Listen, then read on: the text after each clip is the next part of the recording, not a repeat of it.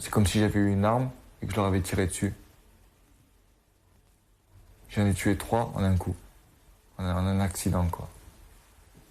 3 amis. C'est sûr que j'ai jamais espéré ce qui est arrivé. Mais j'ai pas le droit de pleurer. J'ai pas le droit de demander qu'on m'excuse parce que c'est inexcusable ce que j'ai fait. J'ai pas le droit de m'en plaindre d'être en vie. J'aurais espéré qu'on soit tous vivants, c'est tout. Salut jeune homme. Ça va Bruno? Oui. Ça va et toi? Quand vous voyez Henri, est-ce que vous ne voyez pas quelque part le meurtrier ou l'assassin de votre fils?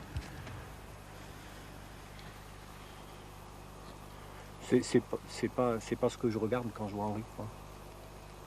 C'est ça, certainement, au fond, peut-être que ça existe. Je vais pas dire non, c'est pas vrai, mais ça existe certainement, mais c'est pas ce que je regarde. Pour moi, c'est volontaire, pas dans la mesure de vouloir tuer quelqu'un, c'est pas ça. Hein. Pas dans ce sens-là. Dans le sens où on roule très vite, on fait n'importe quoi, on sait ce qu'on risque, mais tant pis, on le fait. Et puis après, on dit c'est la faute à la route, c'est la faute à pas de chance, c'est le destin, c'est... Non, faut arrêter de se voiler la face. Je dis qu'il lui a enlevé la vie par sa bêtise.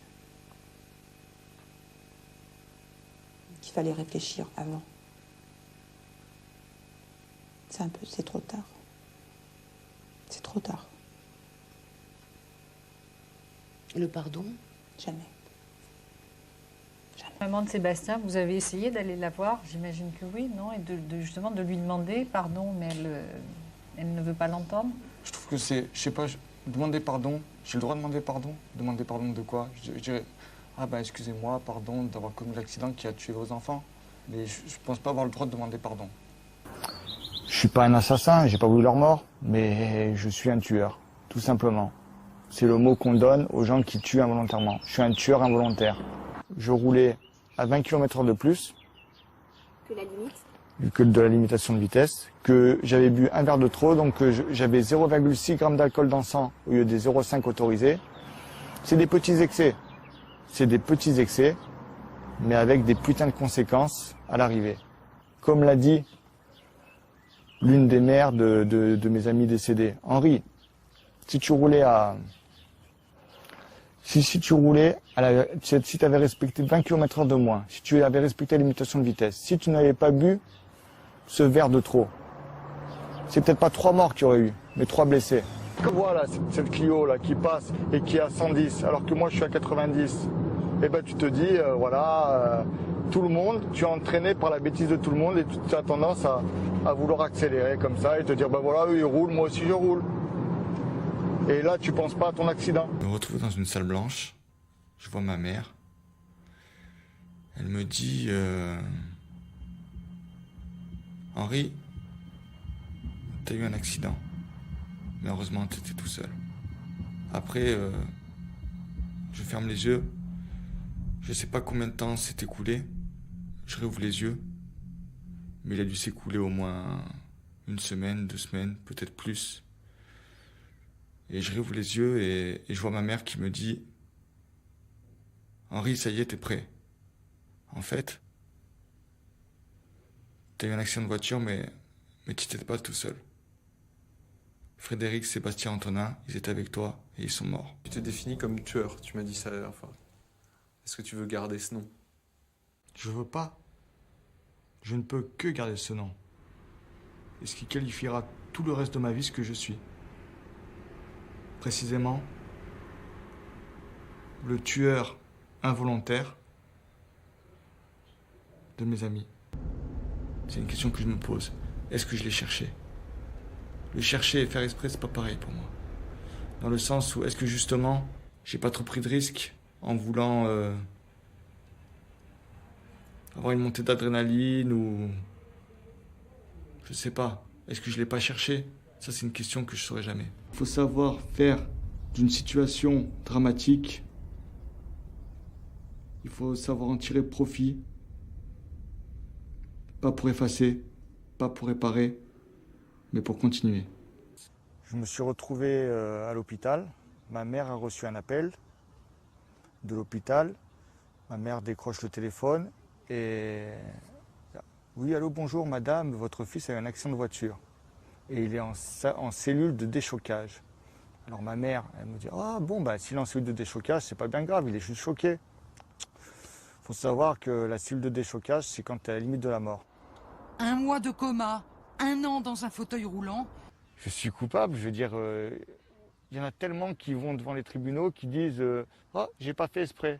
Ah, c'est pas de ma faute, ce n'était qu'un accident. » Certes, ce n'était qu'un accident, j'ai pas voulu leur mort, j'ai pas fait exprès, mais en tous les cas, j'ai pas fait ce qu'il fallait pour l'éviter. Vous avez l'impression d'être un assassin? Plus un imbécile, pour pas dire un con. J'ai un ami, peu importe le conducteur, peu importe le véhicule, il mettait toujours la ceinture de sécurité. Mais le soir de l'accident, le 17 juillet 1999, il a écouté ces imbéciles d'amis qui lui disaient que ça ne servait à rien de mettre la ceinture de sécurité, qu'il n'y avait pas de danger, qu'on avait la maîtrise du véhicule. Et ben il l'a pas mise. C'était la première fois, et ben il en est mort. Tout ça pour dire quoi? Une seule fois suffit. Je me suis rapproché de la fenêtre. J'avais toutes les raisons d'y aller. Toutes les raisons. J'ai eu un petit tic, un petit déclic. Le suicide aurait été une forme de lâcheté pour moi. Henri? J'aimerais réagir, c'est pas sur le cannabis, mais c'est sur le fait d'être arrêté. J'aurais bien voulu avoir été arrêté. Oui. Parce que 2 semaines avant mon accident de voiture, je suis allé en boîte de nuit avec un ami. Et j'ai bu. J'ai bu plus qu'il n'en fallait. Je suis rentré au quartier avec mon ami, on n'était que 2. On s'est fait arrêter par un contrôle de police. Ils m'ont arrêté, ils m'ont fait souffler dans le ballon. J'avais trop d'alcool. Après, ils m'ont amené au poste de police. Et ils ont regardé la carte grise du véhicule. Ils m'ont dit « Ah, mais vous connaissez monsieur Untel, qui était aussi de la police ?» Je dis « Ben oui, il est de ma famille. » Et ben vous savez ce qu'ils ont fait? Ils nous ont ramenés chez nous. Mais du fait qu'ils m'ont ramené et qu'ils m'ont laissé, je me suis senti tout puissant, encore plus tout puissant. Voilà. Je trouve qu'ils n'ont pas joué leur rôle de policier. Ce qui manque, c'est une sanction en tout cas. Une sanction, une amende, puis retrait du véhicule. Oui, c'est vrai. Bonjour, je m'appelle Henri, j'ai 43 ans. Je travaille comme agent polyvalent. J'ai eu un grave accident de la circulation qui a fait que je suis travailleur handicapé. Et suite à cet accident de voiture, je suis tombé dans le coma. Je suis tombé dans le coma pendant 1 mois. Alors à ma sortie de l'hôpital, donc j'ai fait la rééducation. Et à la sortie de la rééducation, je suis retourné à l'école.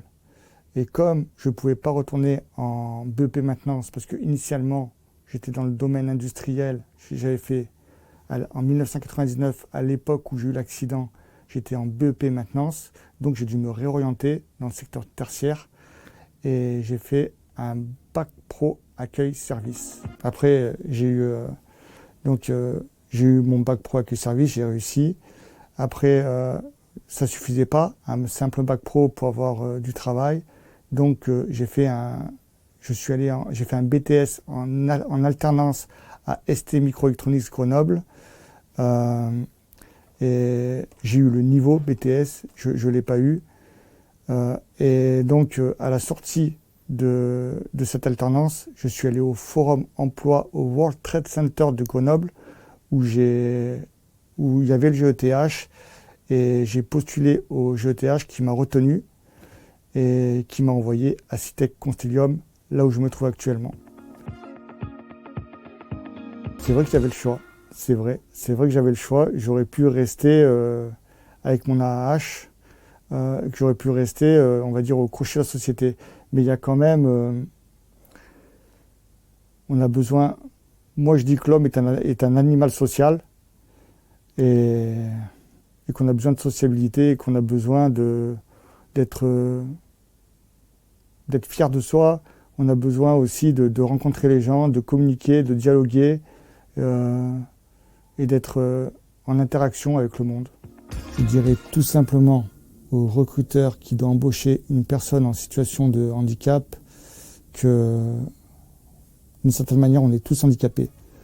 Sauf que moi, j'ai la chance de savoir pourquoi je suis handicapé.